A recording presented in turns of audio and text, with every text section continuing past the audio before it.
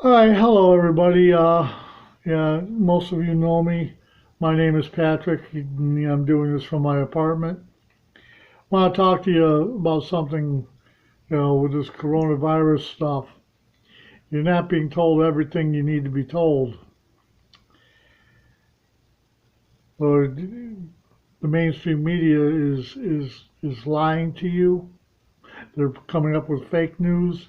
They're in the pockets of the left, and they're going to use this coronavirus as as a reason to exploit their own agenda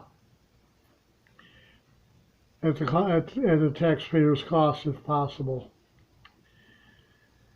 The other thing I want to talk about, I was watching something the other day happening that happened in Charlotte, North Carolina, where a group of people were praying outside an abortion clinic, observing,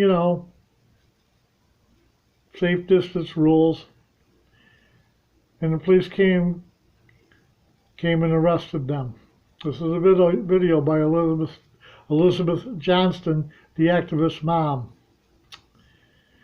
So, here's the deal. We're closing down essential businesses, or at least the government is, which to me is so much nonsense to some extent. But what is the government considering as an essential business now? Oh, liquor stores. Oh yeah, they're an essential business. Abortion clinics. Oh yeah, they're really an essential business. So I guess but oh, before I go further, but churches are not an essential business. So we would rather condone the killing of babies, rather than condone, institutions that support the sanctity of life. How warped is that? But this is our government. They're not going to tell you this. You know, abortion clinics are essential business. And by the way, on this whole economy thing, it would be a good idea for the government to ease up on businesses because if businesses stay closed too long, it's going to have a devastating effect on the economy that we may, as a country and a world, you know, take a while to recover from. But no, Democratic liberal boneheads, they don't care about that. They just want to get their own agenda. Their agenda is socialism. Bernie Sanders, for an example, who, thank God, he's, lagging in his run to become president. He's a big supporter of socialism. Want to know how socialism is working? Why don't you ask Venezuela how socialism is working? Anyways, so, the longer we keep businesses closed, the worse it is for the economy.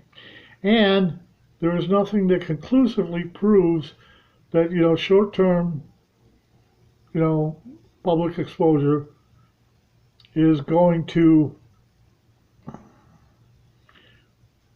contribute to the spread of this disease.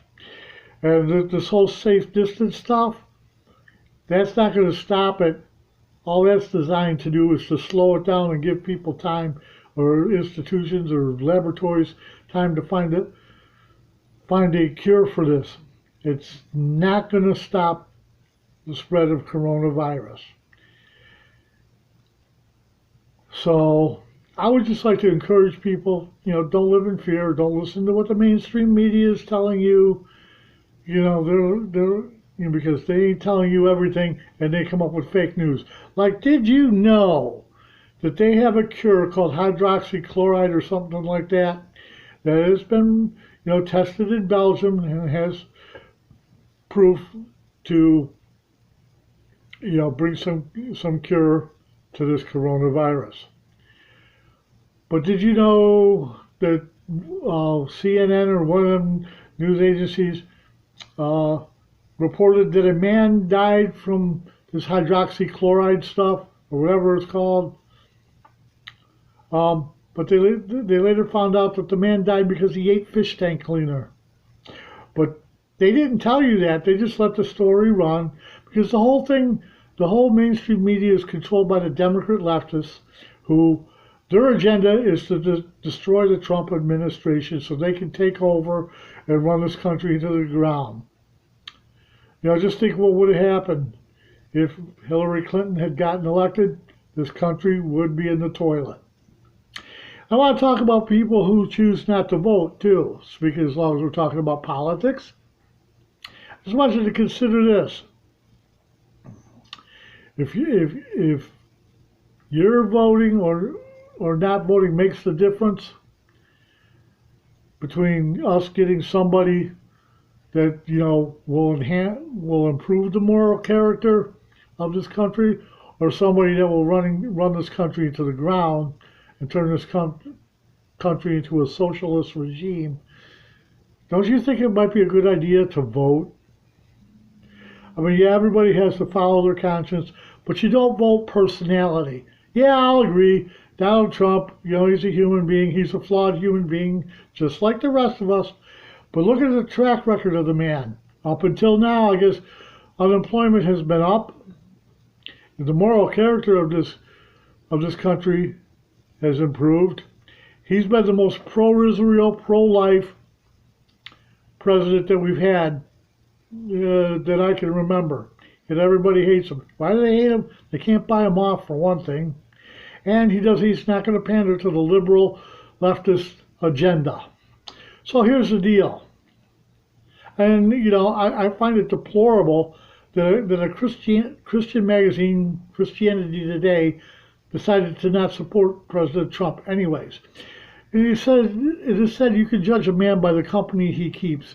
Let's take a look at who President Trump keeps company with. Well, for one, he chose a born-again Christian, Mike Pence, to be his running mate. For another thing, he allows, people to pray for him and lay hands on him. And he keeps Christians around all the time. So, what about our last president? He was the most anti-Israel, anti-Christian, American freedom for the most part. He wanted to do things his own way. So here's the deal. If you don't want to vote, that is your choice, my friend. But if you're vote or not voting, means we get some Democratic lunatic in the office with a liberal ideology. Else we have some Muslims, Ilhan Omar or whatever the heck her name is, who spouts her anti-Semitic rhetoric. And they have a thing where they basically want to rewrite the Constitution to abolish crimes against illegal immigrants. You can read that. You can find that out, through the media outlets and internet and stuff like that. So hey, we got a choice. I personally, I'll be real. The only reason I voted for Donald Trump was because of Mike Pence. But looking at what he stands for, looking at what his policies are, I will vote for him again. And I'm not ashamed to say that. And all you guys, you can disagree with me. You can think Trump's an idiot. You can think whatever you want. I'll tell you what.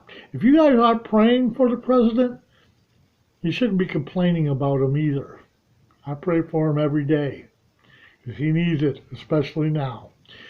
Well, that's all I got to say. This is me signing off. Saying, hey, God bless y'all. Stay safe. Stay healthy.